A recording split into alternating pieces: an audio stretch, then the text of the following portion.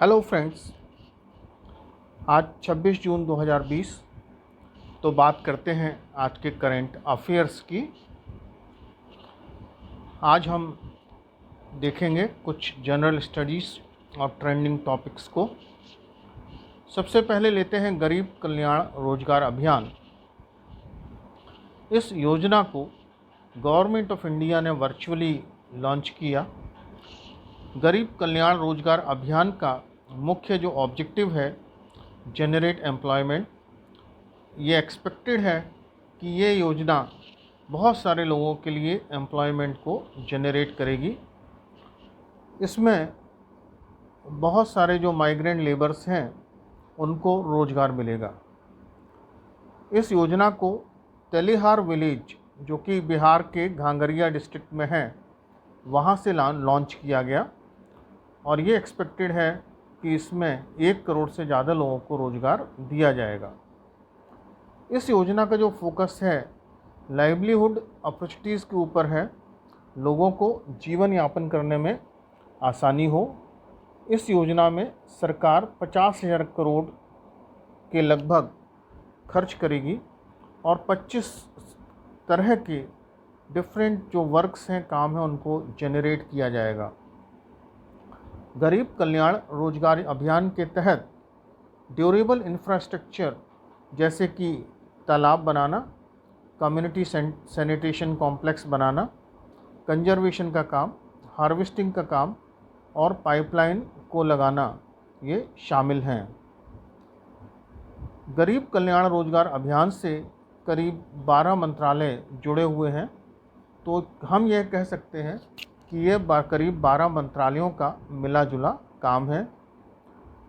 जो सरकार ने स्किल मैपिंग की थी माइग्रेंट लेबर्स के आने के बाद, उससे सरकार को बेस्ट टैलेंट निकालने में मदद मिलेगी।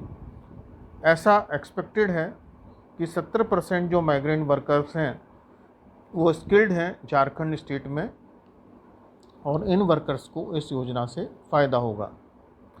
दूसरी योजना है कुसुम योजना। कुसुम योजना ministry of new and renewable energy की है। अब आइए आते हैं एजुकेशन पर।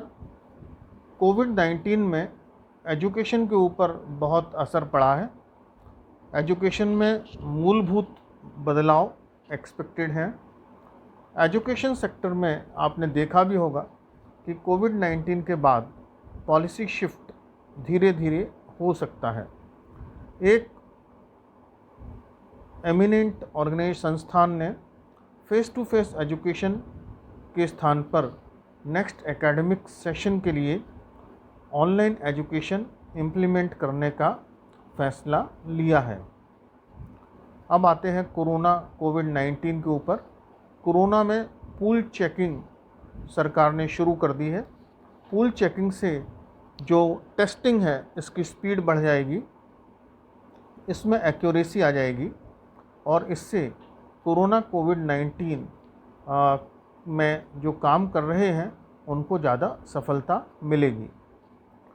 अब आते हैं यूएसए से रिलेटेड जो अभी न्यूज़ है।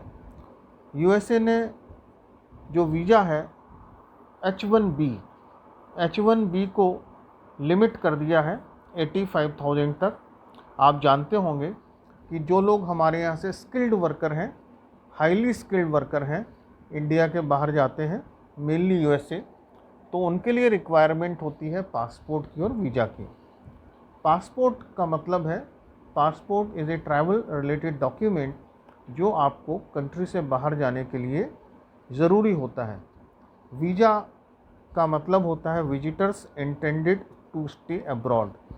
किसी भी देश में जाने के लिए उस देश का वीज़ा लगता है। वीज़ा कई तरह का होता है, जैसे टूरिस्ट वीज़ा और वर्क वीज़ा। यूएसए में इमिग्रेंट्स और नॉन इमिग्रेंट्स जो हैं, उस 2 तरह का ये वीज़ा होता है, immigrants visa and non immigrant visa. अभी यूएसए में बैन 31 दिसंबर तक लगा दिया गया है। अब हम बात करते हैं एक राज्य की। आज का राज्य है हिमाचल प्रदेश। जैसा कि इसके नाम से हमें मालूम है, हिमाचल प्रदेश हिमालय की वादियों से घिरा हुआ है। ये एक खूबसूरत सा राज्य है, भारत के उत्तर में स्थित है। जम्मू कश्मीर में जब प्रॉब्लम बढ़ी तो टूरिस्ट का जो शिफ्ट है वो हिमाचल प्रदेश की तरफ ज़्यादा बढ़ा।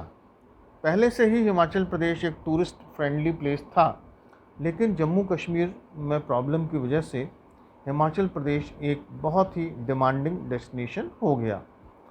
अभी हाल ही में हिमाचल प्रदेश में हेलीकॉप्टर सर्विस शुरू करने का डिसीजन लिया गया। ये टूरिस्ट के लिए बहुत अच्छी खबर है और जो लोकलाइज्ड ट्रैवल है, जो टूरिस्ट एक जगह से दूसरी जगह जाते हैं, उनको इससे आसानी होगी। हिमाचल प्रदेश की राजधानी है शिमला। शिमला आप ट्रेन से, टैक्सी से या बस से जा सकते हैं या बाय एयर भी वहाँ जा सकते हैं। शिमला ऐतिहासिक शहर है।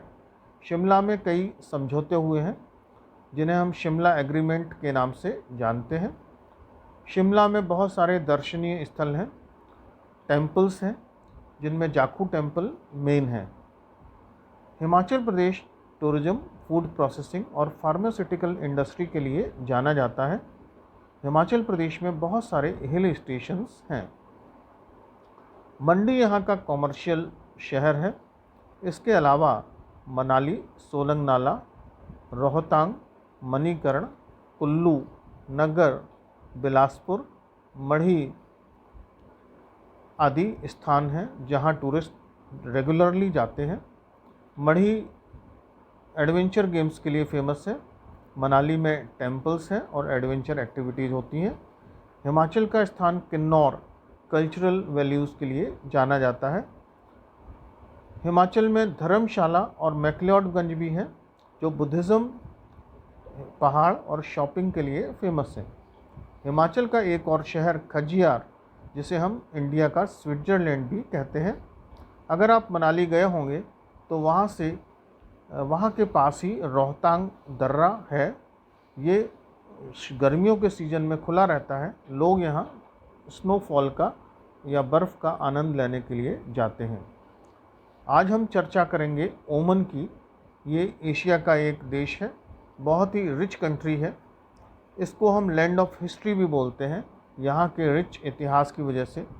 यहाँ के प्रमुख जो शहर हैं सलाला और मस्कट हैं। ये यमन और सऊदी अरब से लगा हुआ है। ओमन की भाषा अरबी और इंग्लिश है। यहाँ ड्रिंकिंग वाटर नहीं होता है। मोस्टली जो बारिश का पानी है और समुद्र का पानी है उसको ये पोटेबल वाटर में कन्वर्ट करते हैं। ओमन के लोग आतिथ्य के लिए जाने जाते हैं। आज के इस लेक्चर के लिए मैं थैंक्स